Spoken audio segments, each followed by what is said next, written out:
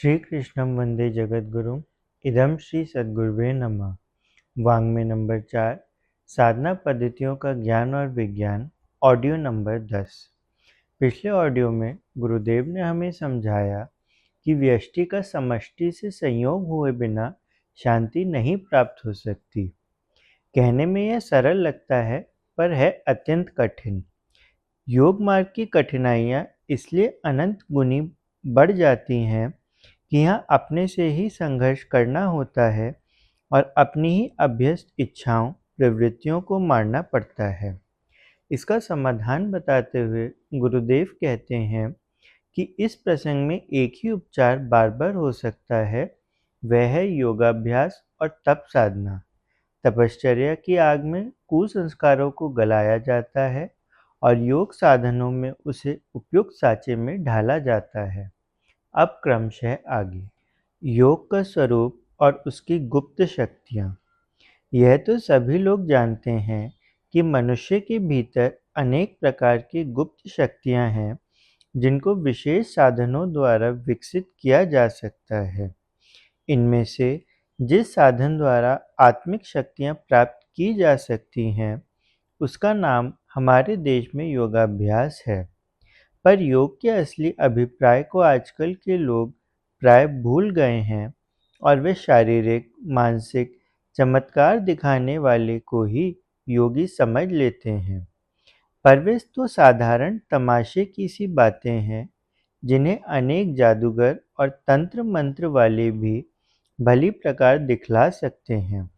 योग का दर्जा इनसे कहीं ऊंचा है। योग का सार तत्व भगवान ने गीता में दिया है। यद्यपि हिंदू धर्म के अनुयायी योग से एक विशेष शास्त्र या दर्शन का ही अभिप्राय लेते हैं, पर वास्तव में वह इस महान शास्त्र का केवल एक भाग है। गीता में योग शास्त्र का वर्णन किया गया है और इसके भिन्न भिन्न विभागों का परस्पर संबंध भी दिखलाया गया है। इस प्रकार गीता के योग शास्त्र के अंतर्गत 18 प्रकार के विशेष योगों का वर्णन है, जो क्रमशः गीता के 18 अध्यायों में बतलाए गए हैं। इनके अतिरिक्त और भी अनेक प्रकार के योग हो सकते हैं। साधारणतः हम समझते हैं कि भिन्न भिन्न प्रकार के योगों में कोई मेल नहीं है, पर गीता में दिखलाया गया है कि वास्तव में उनमें कोई अंतर नहीं है। चाहे किसी भी रास्ते से मनुष्य चले, वह अंत में एक ही नतीजे पर पहुंचता है। इस प्रकार सांख्य और योग, इन दो योगों का मिलान करते समय भगवान गीता के 5वें अध्याय श्लोक 4 से 5 में कहते हैं कि सांख्य और योग को बालक पृथक पृथक समझते हैं, पंडित लोग नहीं।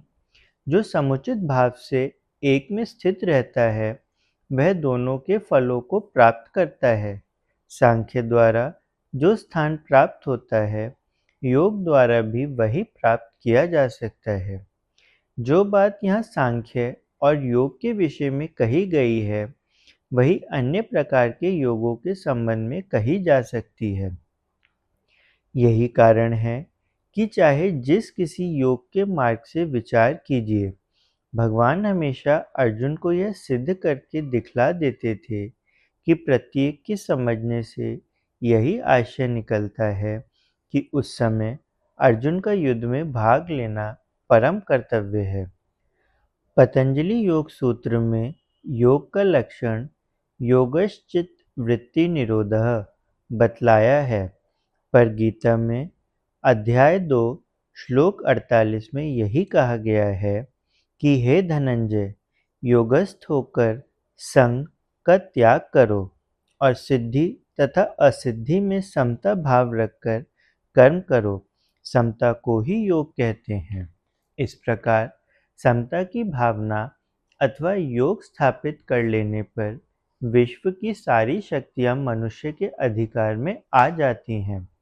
अपने आप को जानना ही समस्त विश्व को जानने की कुंजी है। इस प्रकार आत्मज्ञान का अनुभव प्राप्त कर लेने से जीवन संबंधी सभी नियम मनुष्य को साक्षात दिखलाई पड़ने लगते हैं। उसकी शक्तियाँ भी उसी परिमाण से बेहद बढ़ जाती हैं। योग की रीतियों और साधारण वैज्ञानिक प्रक्रियाओं में प्रधान अंतर यही मिलता है। वास्तव में योग विज्ञान के ही अवलंब पर है। धर्म और विज्ञान दोनों एक हैं। अंतर दोनों में केवल इतना ही है कि वर्तमान विज्ञान का संबंध स्थूल जगत की ही वस्तुओं अथवा नियमों से है और धर्म का संबंध स्थूल और सूक्ष्म, दृश्य और अदृश्य विश्व के सभी पदार्थों और नियमों से है। अन्यथा धार्मिक नियमों की जांच भी उसी प्रकार की जा सकती है जिस प्रकार वैज्ञानिक नियमों की जांच की जाती है। इन दोनों में इतना अंतर अवश्य है कि वैज्ञानिक प्रयोगों में बाहरी यंत्रों और अन्य सामग्रियों द्वारा जांच की जाती है, पर यौगिक प्रक्रियाओं में मनुष्य के भीतर स्थित अत्यंत पेचीदा यंत्रों का ही उपयोग किया जाता है। मनुष्य के शरीर और मन की बनावट ऐसी विचित्र और दुरूह है कि उसमें स्थूल से लेकर सूक्ष्म से सूक्ष्म तत्वों के सार भरे हैं। उनके विकास से मनुष्य इस लोक की कौन बात आकाश में अति दूर स्थित अन्य लोकों में भी भ्रमण कर सकता है और उनका अनुभव प्राप्त कर सकता है। ये कोई काल्पनिक बातें नहीं हैं।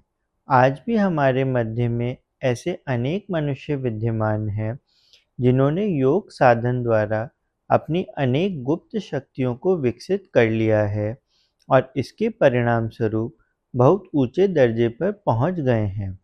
हम में से प्रत्येक व्यक्ति जो उचित परिश्रम करना चाहे, स्वयं योग साधन द्वारा इन बातों की सच्चाई या झुटाई का पता लगा सकता है। पर केवल जवानी कहने अथवा मन में ख्याल कर लेने से ही कोई काम नहीं सध सकता। यदि कोई आदमी विद्युत शास्त्र अथवा रसायन शास्त्र के किसी नियम की जांच करना चाहे, तो पहले उसे कुछ वर्षों तक उस विषय का अध्ययन करके उसका ज्ञान प्राप्त करना होता है। उसके बाद ही वह किसी वैज्ञानिक द्वारा स्थापित किसी नियम की वास्तविकता की जांच कर सकता है। उसी प्रकार योग साधना में भी पहले बहुत कुछ सीखना पड़ता है तथा विशेष प्रकार से रहना पड़ता है, तब गुप्त शक्तियों का क्रमशः विकास होता है। योग की कोई प्रक्रिया आरंभ करने से पहले मनुष्य को भली भांति समझ लेना चाहिए कि योगाभ्यास के असली तत्व सदा गुप्त रखे जाते हैं। उनको गुप्त रखने का कारण भी बहुत गूढ़ नहीं है।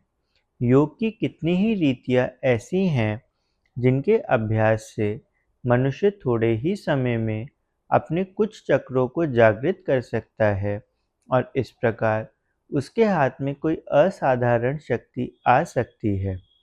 पर यदि उसके सदुपयोग के लिए पहले ही चरित्र गठन, निस्वार्थता तथा सेवा के सद्गुणों की नींव स्थापित नहीं हो चुकी है, तो वह बहुधा उस शक्ति का दुरुपयोग ही करेगा और इस दुरुपयोग से केवल उसी को हानि नहीं पहुंचेगी, वरन दूसरों की भी बड़ी हानि हो सकती है। योग की कुछ विधियाँ ऐसी सुगम हैं कि थोड़े अभ्यास से ही मनुष्य विचित्र ज्योति तथा भांति-भांति के रंग और रूपों को देख सकता है। इन्हें देखकर मनुष्य अक्सर धोखे में आ जाते हैं और इसी को आध्यात्मिक जीवन समझकर इन्हीं शक्तियों को बढ़ाने की फिक्र में लग जाता है। पर ये शक्तियाँ मनुष्य को कुछ आगे नहीं पहुँचाती हैं, वरन उसे तरह-तरह के अदृश्य आक्षेपों का केंद्र बना देती हैं। इसी कारण योगी लोग योग के भेदों को अत्यंत गुप्त रखते हैं और केवल अधिकारी पुरुषों को ही बतलाते हैं। केवल पुस्तकों को पढ़कर योगाभ्यास कभी आरंभ नहीं करना चाहिए। योग की अनेक बातें ऐसी हैं जो कभी पुस्तकों में प्रकाशित नहीं की जा सकती। पुस्तकों से योग का ज्ञान प्राप्त किया जा सकता है, उसकी जिज्ञासा बढ़ाई जा सकती है, पर योगाभ्यास का मन बिना अनुभवी पुरुष की सहायता के समझना असंभव है। इसके अतिरिक्त पुस्तक में तो केवल साधारण भाव से किसी वस्तु का वर्णन किया जा सकता है, पर योगाभ्यास में उन साधारण बातों के अलावा बहुत सी ऐसी बातें हैं जो प्रत्येक अभ्यास करने वाले की शारीरिक अवस्था और व्यक्तिगत जीवन से संबंध रखती हैं। पुस्तकों द्वारा उन सबको बतला सकना असंभव ही है। जो व्यक्ति इन बातों पर ध्यान ना देकर मनमाने ढंग से योगाभ्यास शुरू कर देते हैं, वे ही प्राय रोगी या पागल बनकर अपनी भूल का दुष्परिणाम सहन करते हैं और साथ ही योग विद्या को भी बदनाम करने का कारण बनते हैं। योग साधनाएं हमें भीम भी बना सकती हैं। मनुष्य के अंदर इतना कुछ असाधारण छिपा दबा पड़ा है कि उसे ढूंढने उभारने में संलग्न होने वाला ऐसी असाधारण विभूतियां कर्तलगत कर लेता है, जैसी कि बाहरी उपार्जन से किसी भी प्रकार संभव नहीं हो सकता। सिद्धियों की चर्चा जहाँ-तहाँ होती रहती है और ऐसे विवरण सामने आते रहते हैं, जिनसे प्रकट होता है कि बाहरी दौड़-धूप तक सीमित रहने की अपेक्षा अधिक सुखी समुन्नत बनने के लिए अपने अंतरंग में छिपी हुई शक्तियों को ढूंढना, जगाना कम लाभदायक नहीं है। बौद्ध धर्म की योग साधनाओं में से एक जैन साधना थी, जिसके ध्वंसावशेष जापान आदि देशों में भी पिछले दिनों तक पाए जाते रहे हैं। एक कोरियाई नाटा दुर्बल पहलवान अमेरिका गया और उसने वहाँ के नामी-गिरामी पहलवानों को चुनौतियाँ देनी आरंभ कर दी। आखिरकार एक दंगल आयोजित किया गया, जिसमें अमेरिका के तत्कालीन चैंपियन पहलवान डिक्रियल के साथ कुश्ती का जोड़ लिखाया गया। दोनों जब अखाड़े में उतरे तो जनता ठठाकर हंस पड़ी। कोरियाई पहलवान मांस देखने में डिक्रियल से 2 फीट छोटा ही न था, वरन आकार में भी बच्चा जैसा लगता था। कहाँ 6 फुट 7 इंच का डिक्रियल और कहाँ 4 फुट 1 इंच का बौने लड़के जैसा दिखने वाला मांस। दर्शकों का उत्साह ठंडा हो गया और वे इस बेजोड़ बेतुकी कुश्ती का सहज परिणाम समझकर समय से पहले ही उठकर जाने लगे, किंतु तब चमत्कार ही हो गया जब कुछ ही दांव-पेचों के बाद मार्स ने डिक्रियल को चित्त कर दिया और $1000 का इनाम जीत लिया। अमेरिकी जनता इस पराजय को अपना राष्ट्रीय अपमान समझने लगी और मार्स पर धोखाधड़ी की लड़ाई लड़ने का आरोप लगाया गया और अखबारों में इस संबंध में कटु आलोचनाएं छपीं। खिन्न मार्स ने इन आरोपों का उत्तर एक नई चुनौती के रूप में दिया। उसने विज्ञापन छपाया कि कोई भी अमेरिकी यदि उसे हरा दे तो वह मिली हुई उपहार की रकम $1000 उसी को खुशी-खुशी वापस लौटा देगा। निदान दूसरे दंगल का आयोजन हुआ। इसमें एक पुलिस अफसर से कुश्ती लिखी गई। यह अफसर अंतर्राष्ट्रीय ख्याति प्राप्त पहलवान था। वह बहुत ही आवेश में लड़ने आया था, किंतु हुआ इस बार भी अचरज कि मार्स ने उसे ऐसी पटक दी कि बेचारे की 2 हड्डियां ही टूट गईं। इस पर अमेरिकी और भी खीजे और मारने पर उतारू हो गए। किसी प्रकार भागकर वह अपने होटल पहुंचा और जान बचाई। यह तो अमेरिका की बात हुई। इससे पहले मार्स ने जापान में भी अपने पराक्रम की धूम मचा दी थी। यूं वह जन्म से कोरियाई था, पर वहां से वह बचपन में ही अपने बाप के साथ जापान आ गया था और वहां का नागरिक बन गया था। उसने एक विशेष प्रकार की व्यायाम कला, जैन साधना सीखी और उसी के बल पर वह चमत्कारी योद्धा बन गया। अक्सर चुनौती प्रदर्शन में उसके सामने अत्यंत मजबूत पत्थर जैसी कठोर पकी हुई 2 ईंटें दी जाती हैं। ईंटों की मजबूती को विशेषज्ञ परखते हैं। इसके बाद दोनों हथेलियों के बीच वह इन ईंटों को रखता और उंगलियों के खांचे भिड़ाकर इस तरह दबाता कि ईंटों का चूरा हो जाता। दर्शक अवाक रह जाते। एक बार जापान में उसे विचित्र प्रकार की कुश्ती का सामना करना पड़ा। हारे हुए पहलवानों ने मिलजुल कर उसे चुनौती दी कि वह सांड से कुश्ती लड़ने को तैयार हो। पहले तो वह आनाकानी करता रहा, पर पीछे जब चिढ़ाया जाने लगा तो वह तैयार हो गया।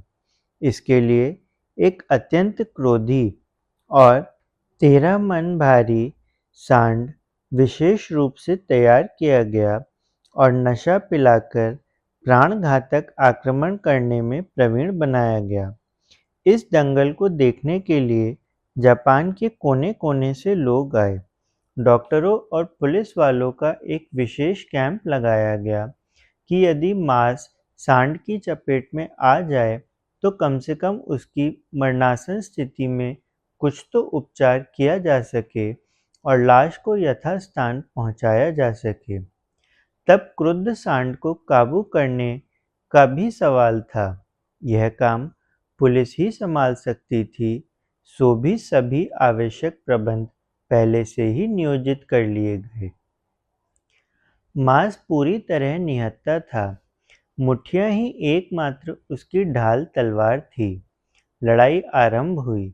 आक्रमण को पहले करने का अवसर प्रशिक्षित सांड को दिया गया। मांस अपनी जगह चट्टान की तरह खड़ा रहा। टक्कर खाकर वह उखड़ा नहीं, वरन घूंसे से प्रत्याक्रमण किया। घूंसा ऐसा करारा बैठा कि वह एक में चक्कर खाकर गिर पड़ा और वहीं ढेर हो गया। 13 मन भारी उस महादैत्य सांड को एक ठिगना सा 2 मन से भी कम वजन का मनुष्य इस तरह गिरा सकता है। यह दृश्य लोगों के लिए आश्चर्यचकित करने वाला था। कई तो इसे भूत प्रेत की सिद्धि या जादू मंत्र का चमत्कार तक कहने लगे। अपनी शक्ति का रहस्य बताते हुए माँ सदा अपनी योग साधना का वर्णन विस्तार पूर्वक किया करता था और उस प्रक्रिया का इतिहास बताया करता था। जापान में जैन साधना भूतकाल में भी बहुत प्रख्यात और सम्मानित रही। बौद्ध धर्म अनुयायी संत इसे अपने शिष्यों को बताते सिखाते रहे थे। इस आधार पर मनुष्य न केवल आध्यात्मिक वरन भौतिक शक्तियाँ भी प्राप्त कर सकता है। जैन साधना को नट विद्या नहीं वरन विशुद्ध योगाभ्यास ही समझा जाना चाहिए। जापान की जुजुत्सु विद्या संसार भर में प्रसिद्ध थी। इसके आधार पर कोई मनुष्य अपने से कहीं अधिक बलवान प्रतिद्वंदी को बात की बात में धराशायी कर सकता था। इसकी पुष्टि करने वाली न केवल दंत कथाएं ही वहाँ प्रसिद्ध थीं, वरन जापानी उसमें निष्ठानी भी होते थे। मास को बचपन से ही योग विद्या का शौक था। उसने जैन साधना में निष्ठानी महाभिक्षु फुनाकोशी से दीक्षा ली और उन्हीं के पास रहकर यह विद्या सीखने लगा। उस प्रयोजन के लिए उसने पर्वतों को निर्जन गुफाओं में डेरा डाला और बर्फ से ढकी कंदराओं में वनस्पतियाँ खाकर साधना जारी रखी। कई वर्ष बाद वापस लौटा तो उसकी जटाएं और दाढ़ी बड़ी हुई थी। लोगों ने उसे पागल समझा, पर इससे क्या, वह धुन का धनी अपने लक्ष्य की ओर बढ़ता ही रहा और आखिर उसने अपने को जैन साधना का सिद्ध पुरुष ही बना लिया। जापान आदि देशों में जैन साधना का बहुत सम्मान है। वह भारत की योग विद्या का ही एक अंग है। ईसा की 5वीं शताब्दी में भारतीय बौद्ध भिक्षु चीन गए। उनके नेता का नाम था धरुम। यह नाम धर्म शब्द का ही अपभ्रंश हो सकता है। उन योगियों ने जहाँ धर्म, सदाचार, अध्यात्म आदि की शिक्षाएं दी, वहाँ एक विशेष प्रकार की योग साधना भी सिखाई। यही है जैन साधना, जो तब से लेकर अब तक किसी न किसी रूप में उस क्षेत्र में जीवित ही बनी हुई है। जैन साधना का मूल आधार मनः शक्ति, संकल्प बल, एकाग्रता और निर्धारित प्रयोजन से संबंधी श्रद्धा के साथ तत्परता बरतना। शारीरिक योग के लिए अपनी मांसपेशियों और नस नाड़ियों पर एकाग्रता पूर्वक अधिकार करना पड़ता है, अस्तु वे फौलाद जैसी कठोर हो जाती हैं और आक्रमण सहने तथा करने में अपराजय सिद्ध होती हैं।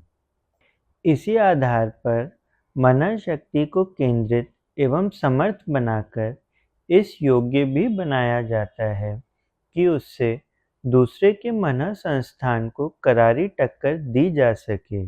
यह टक्कर भले या बुरे किस प्रयोजन के लिए दी गई और उससे दूसरे का क्या हित अनहित हुआ, यह प्रयोक्ता के उद्देश्य पर निर्भर है।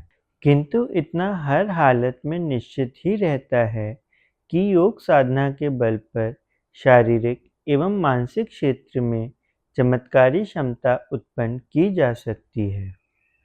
व्यक्तित्व की जड़ सींचने के लिए योग एवं तप की आवश्यकता। मनुष्य यूँ देखने में हाड़ मांस का पिंड दिखाई पड़ता है, पर वस्तुतः वह चेतना का पुंज है। इस चेतना में ही उसका व्यक्तित्व घुला रहता है। इसी को उसका अस्तित्व अथवा वास्तविक मूल्य कहा जा सकता है। चेतना ही जीवन है। प्राण के निकल जाने पर शरीर सड़ने लगता है और उसकी जल्दी ही अंत्येष्टि करनी पड़ती है। इस चेतना के बारे में हमें अधिकाधिक जानकारी प्राप्त करनी चाहिए और सीखना चाहिए कि किस प्रकार उसे विकृति स्थिति से उबारा और परिष्कृत दिशा में अग्रसर किया जा सकता है। मानवीय चेतना को मनोविज्ञान वेत्ताओं ने 3 भागों में बांटा है। पहला सचेतन अर्थात कॉन्शियस, दूसरा अर्धचेतन अर्थात सबकॉन्शियस और तीसरा अचेतन अर्थात अनकॉन्शियस। सचेतन वह जो हमारी विवेक बुद्धि के रूप में काम करता है।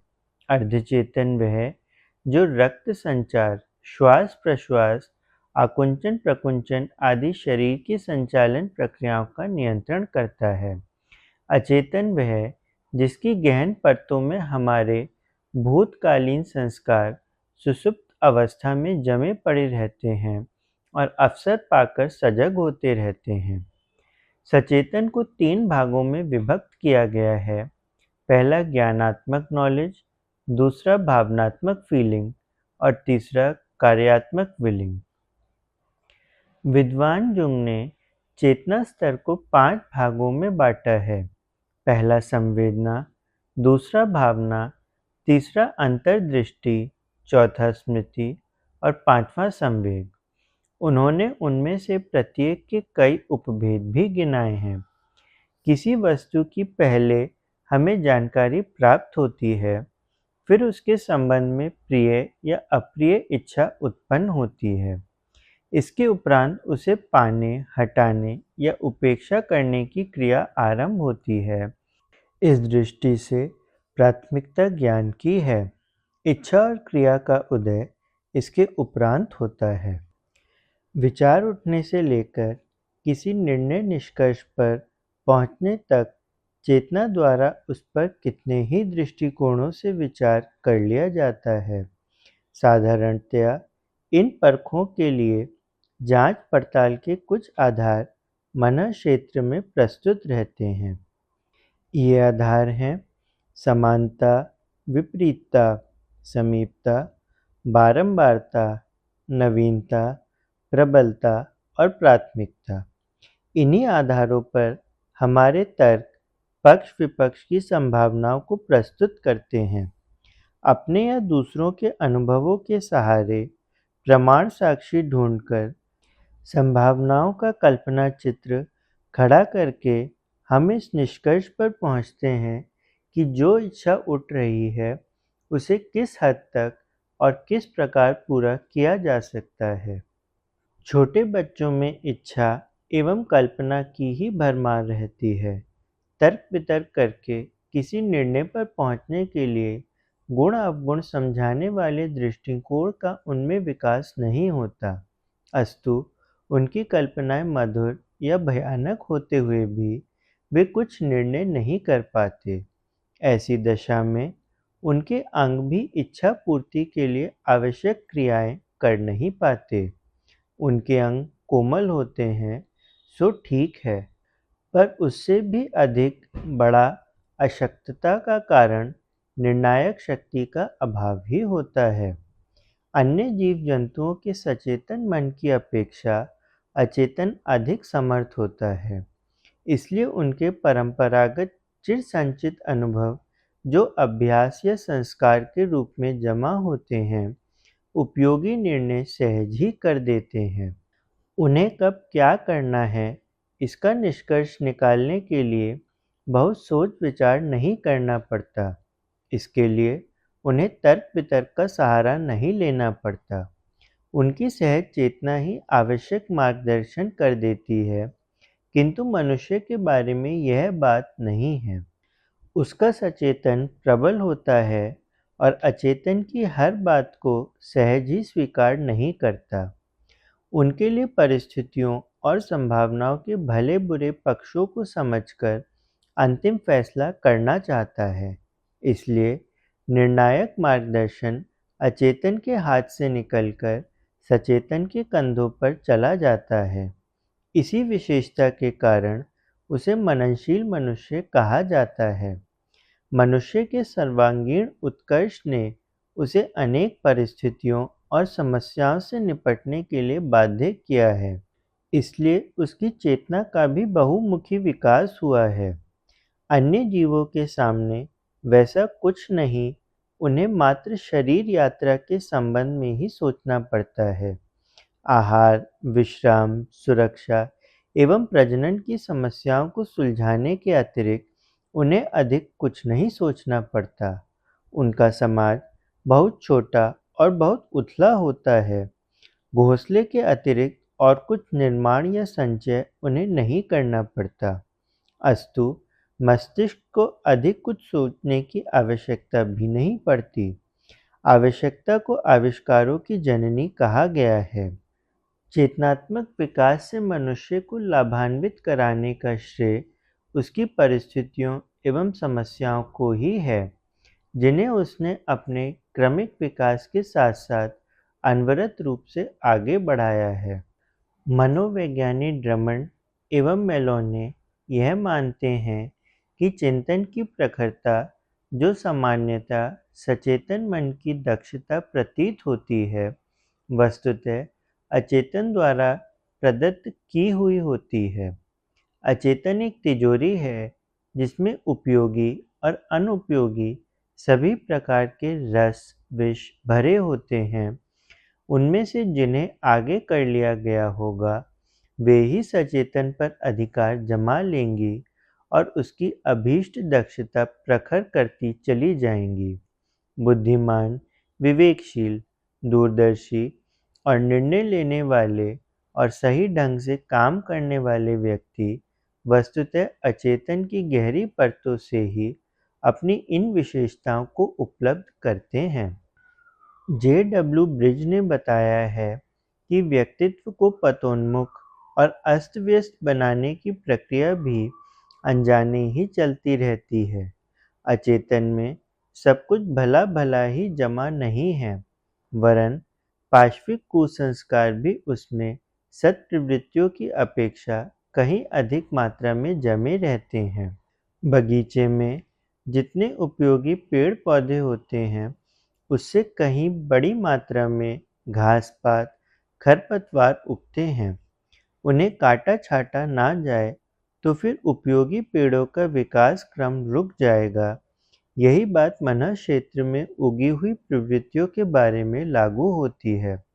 अवांछनीयताओं पर नियंत्रण ना किया जाए, उनकी उपेक्षा बरती जाए, तो वे सत्प्रवृत्तियों की अपेक्षा कहीं आगे बढ़ती हैं। इस बढ़ोतरी से घिरा हुआ व्यक्ति गंवार, अस्त-व्यस्त, अदूरदर्शी और कुमारगामी बन जाता है। सिगमंड फ्राइड का मत यह है कि अव्यक्त मनःक्षेत्र ही व्यक्तित्व का आधारभूत कारण है। मनुष्य जैसा भी कुछ है, उसकी जड़ अचेतन में गहराई तक घुसी हुई पाई जाएगी। सभी को प्रणाम। 21वीं सदी उज्जवल भविष्य। भारत माता की जय। वंदे मातरम। वाङ्मय अर्थात साहित्य, शब्द, विचार और भावनाओं का दिव्य संग्रह। युग ऋषि पंडित श्री राम शर्मा आचार्य जी की इस धरोहर को ऑडियो रूप में सुनने के लिए चैनल को लाइक करें, सब्सक्राइब करें और नोटिफिकेशन ऑन करें। गुरुवाणी जन जन तक पहुँचाएं। हृदय से धन्यवाद।